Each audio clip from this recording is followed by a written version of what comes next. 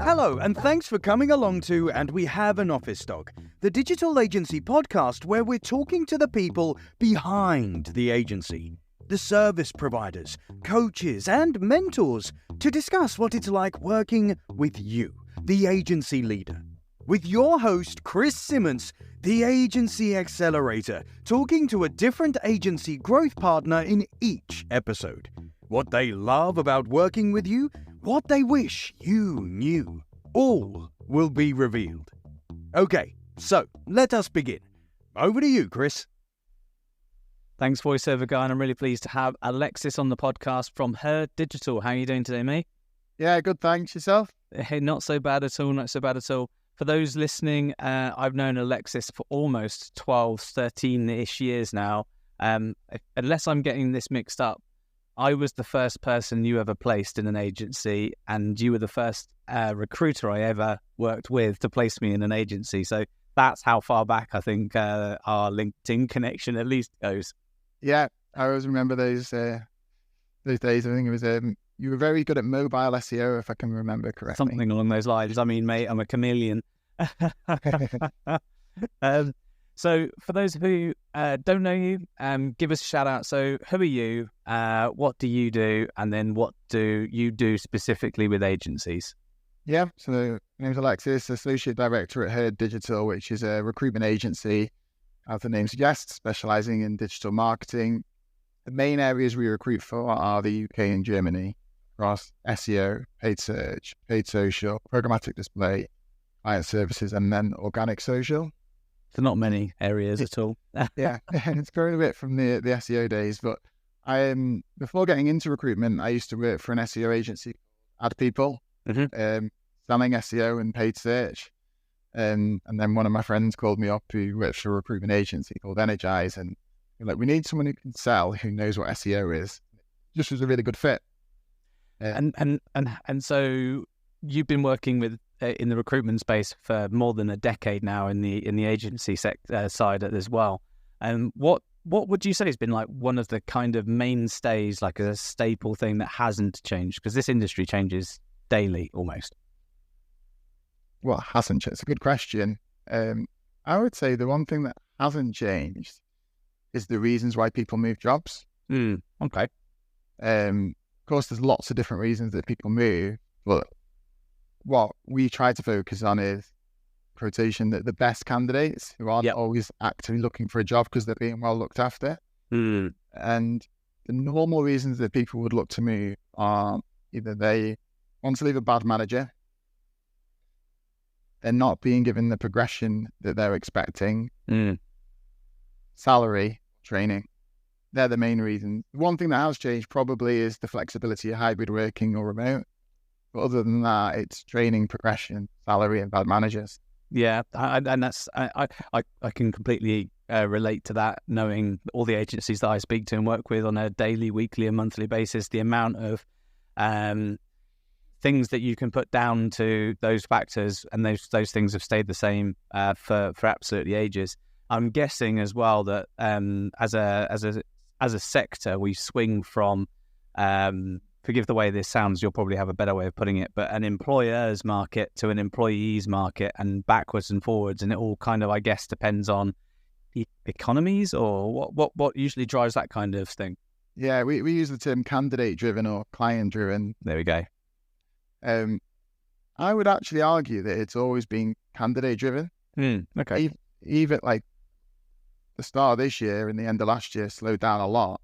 So we were doing business development, reaching out to companies and offering our services. But one thing that didn't change was there was always roles available for good quality candidates.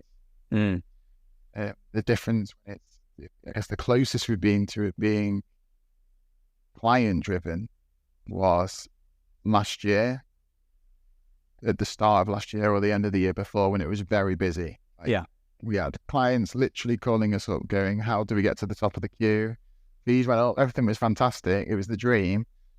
But there was also lots of candidates looking for new jobs. Yeah. So it was the perfect storm, really, but it's very candidate focused. So there's supply and demand on both sides then, isn't there? There's the demand from, as you're putting it, hang on, clients versus the supply of candidates. But then when there is a moment where there's a huge supply of candidates and not a large supply of clients because of economic factors or whatever else, I suspect there'll be a knock-on in 18 months' time or so around how AI's developed and things like that in different roles.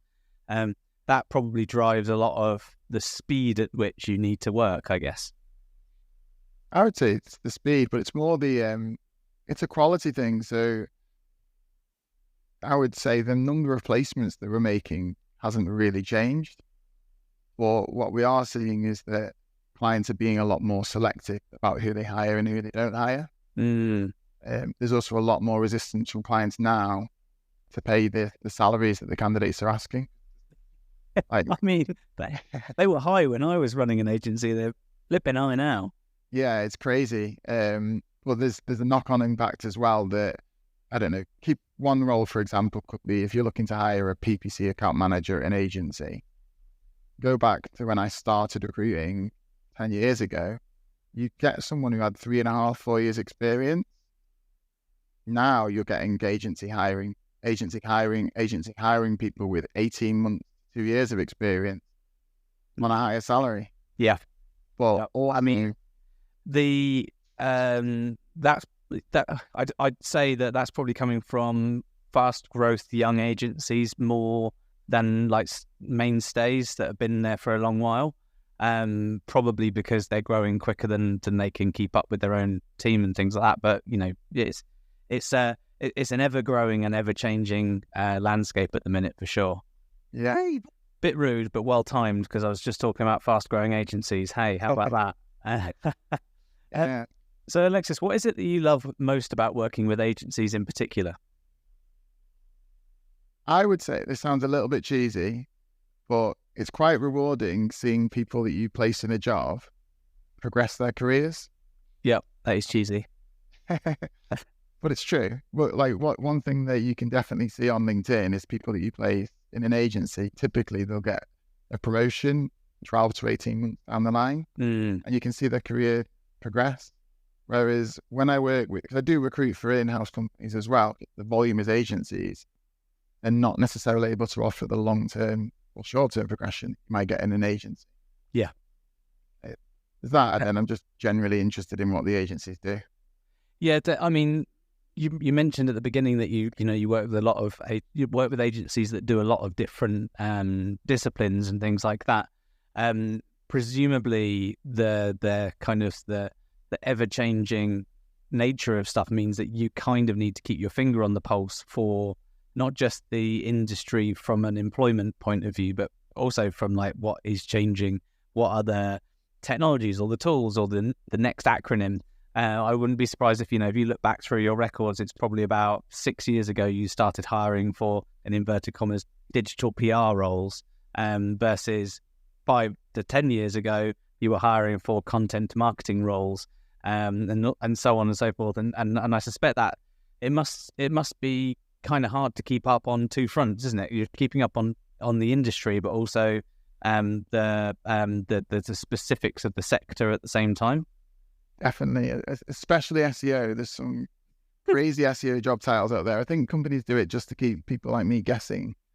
Yeah. And so if you want to keep your staff, the strangest job title ever, a lazy recruiter won't find your team on LinkedIn. What? Say that again. A lazy recruiter won't find your team on LinkedIn. If it's, so say for example, there's an SEO account manager job. Yeah. The most obvious thing that you'll do when you're doing a search is go onto LinkedIn, a LinkedIn recruiter account, and search for people whose job title is SEO account manager or senior SEO account executive. Yeah. Step up. But I don't know, SEO wizard, for example, probably isn't going to be in my Boolean search. If you're listening to this, please don't call any of your team wizards or gurus or ninjas, but I get the point. Yeah, I probably wouldn't be adding them to my list anyway if they did that. So in all of your experience in the last decade plus, what's your what do you think separates some of the best agencies from the rest? Best agencies, at what they do or to work. Yeah, so you decide what the best looks like. It could be a two-person boutique agency or 100-person one that pays your mortgage and your fees. It could be any of those. So what do you think separates the decent, good agencies from the rest? Because there are 20-odd thousand of them in the UK, according to LinkedIn. That is. I would say if we focus on, for me, what the best would be is the best place for people to have come from, and that means that, because the best way to recruit for your business, in my opinion, is not to be a great place to go to, but be a great place to have come from. If other people have good things to say about you. Yeah, that's a good point. Yeah, okay. And what that means is that you treat people with respect. You're very open and honest with them. There's some agencies out there that no matter what I do, I cannot get people to leave. And honestly, I mean, sorry that you can't get them to leave, but well done agencies that have staff that have batted away Alexis charms. Because to be honest, if you've got an agency where there's staff that almost they will ignore any kind of advance from a recruiter, they're happy. They'll probably be relatively well compensated, either based on the market or based on the area they're in. But they're probably in that, like you say, they're quite well respected. They're treated well, and that isn't beanbags and pizza Fridays. That's actual proper leadership and proper treatment in a business. I think you can certainly tell. You must be able to spot this a mile away when you start talking to new potential clients. The ones that are would treat people as a commodity or a unit of labour versus the ones that would need that unit of labour but would treat that unit of labour as a human being. There's a big difference, isn't there? Yeah, and in agencies, one thing that we need to always remember is that capacity and resource planning is insanely important in an agency in order for you to grow. And a big part of your strategy should be dictated on how much work someone can take on, without obviously overstressing them. But that doesn't mean that you need to treat them like a unit of labour and make them have a number to stick to all of the time and all that sort of stuff. Because you need to know capacity planning, but you don't need to make them fill out a timesheet for the time they change the title tag or something like that. It's just not. It's not a legal firm kind of setup. In general, what would you say? There must be some kind of absolute red flags when you're talking to agency leaders. They want to come in, they want to hire someone as quickly as possible. What are the typical things that you normally hear that you're like, I'm gonna have to work this person down gently? I would say one thing is how they speak to me. Or maybe even a better question is if they speak to me. So we often get inbound inquiries or people referred to us when they're looking to hire. And I'm pretty sure if you were working in any role at any type of agency, you wouldn't want to start doing any work for them until you took a full brief and digested the brief and had a good conversation. But if you want to get the most out of your recruiters, don't just send them a job spec. Have a conversation with them about why you're hiring, how they can tell the story of your agency, what you're looking for. Because I've had clients come to me with roles and they're like, we've had 3 recruiters on this for 3 months and they haven't filled it. Looked at the job spec. I've then spoken to the agency and found out that what they're looking for isn't written in the job description, and of course it makes sense. That's why you're not filling it, because you've got 3 recruiters looking for the wrong thing. There's a risk there, I suppose, from an agency that's got a plan and they know what they're doing. They've got at the very least 2 years kind of planned out by a numbers point of view. They should know, I know we get 5 more leads in, we sell 3 more clients. Every 3 clients, we need a new member of staff. So we've got these leads in, we need to start looking for someone 6 months before we need them, kind of thing. The agency leaders that come to you that probably don't talk to you, the ones that have probably sent the same brief out to 6 or 7 different companies. Agency leaders, if you do that, you're going to get lower quality people. Find a recruitment partner that you can trust and that you can rely on, that actually does take care in the agency and what it means, like what you're trying to do, because you'll get way less candidates, but they'll be much better quality. And it's that quality over quantity, isn't it, Alexis? Definitely. If I was an agency leader looking to hire for my team, I would work with one recruiter, and I would either work with them on an exclusive basis or a retained basis when you make an upfront payment. That shows you value their time, for one, but you'll get so much more commitment from that recruiter to fill your vacancy. But I'd also be very honest with, say, you've got 2 weeks or 3 weeks to get a short list or a strong pipeline of candidates. Otherwise, I'm going to brief it to another agency. And if an agency leader is listening right now and they're thinking, right, okay, I've got the job spec, I know what I need to do, I'm going to pick one recruiter. What kind of what's one of the first things that a candidate looks at when you send them one of those JDs or a brief? What is it that a candidate would first kind of go, aha, this sounds great? Okay. Salary. Because anyone's going to make that up if they want to.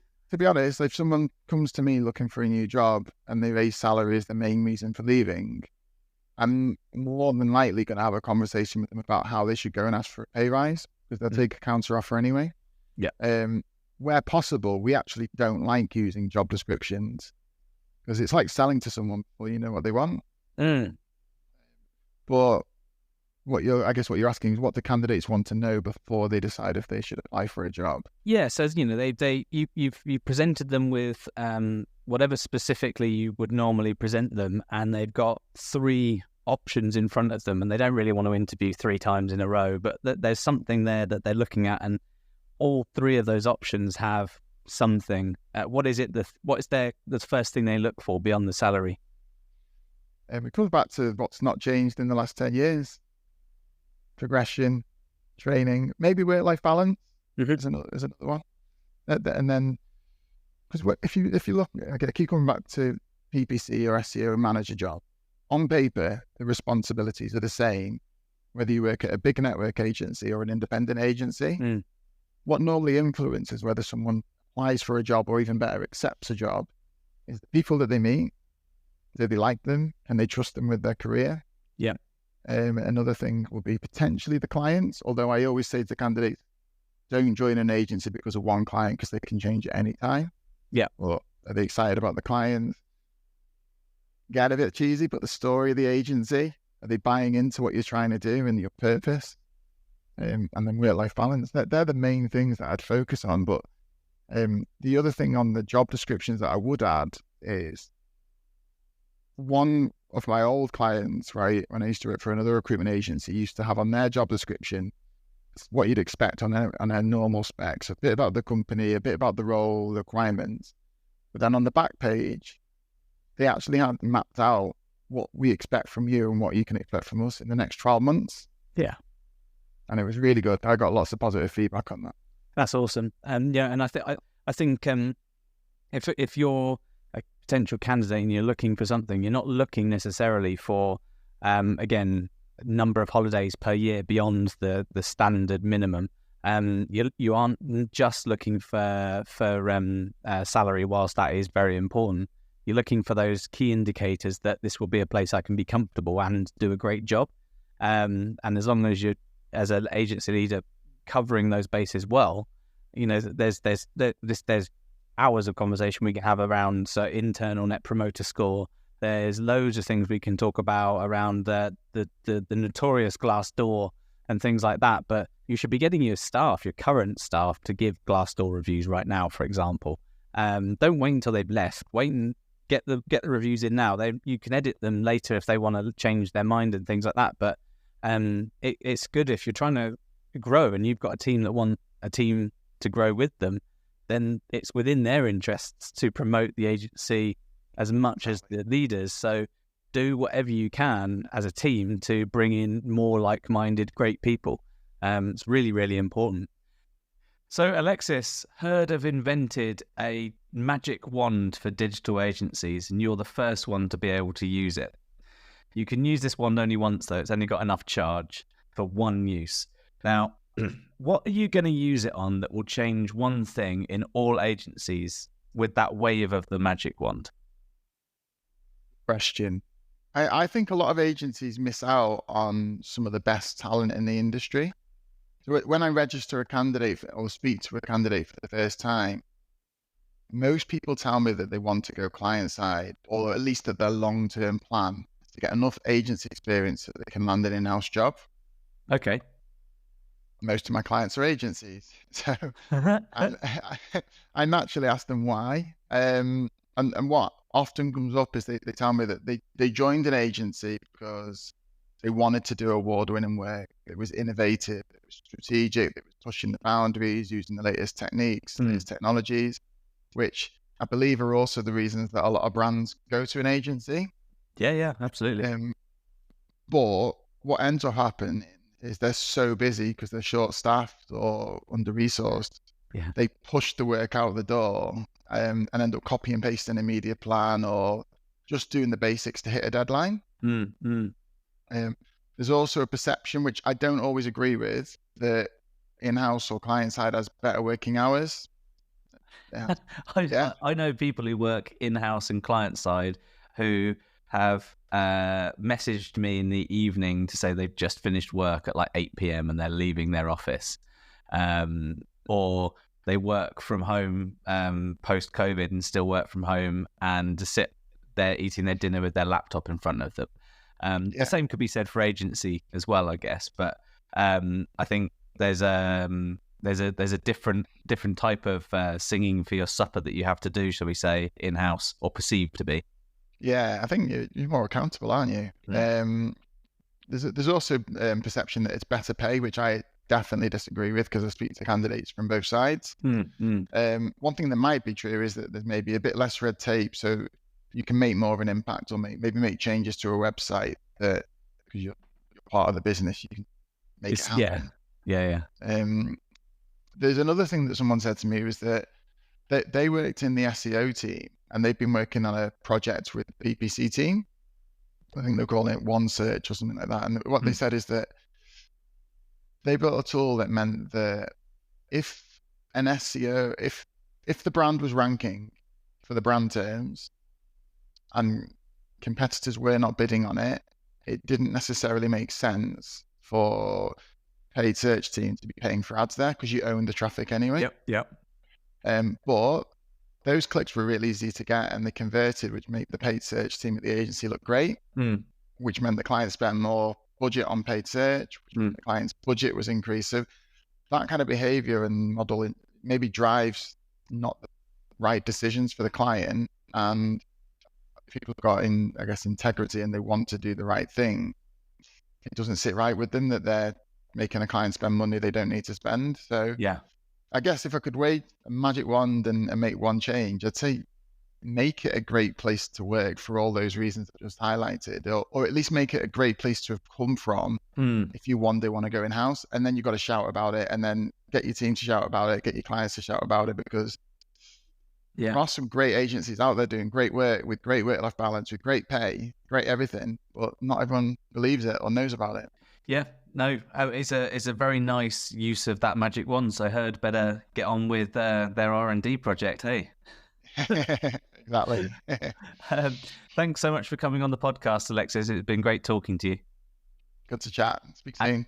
And in the next episode, we'll be speaking with another partner, another advisor, or someone in the background of agency land and talk to them about what they think about you lot, agency people.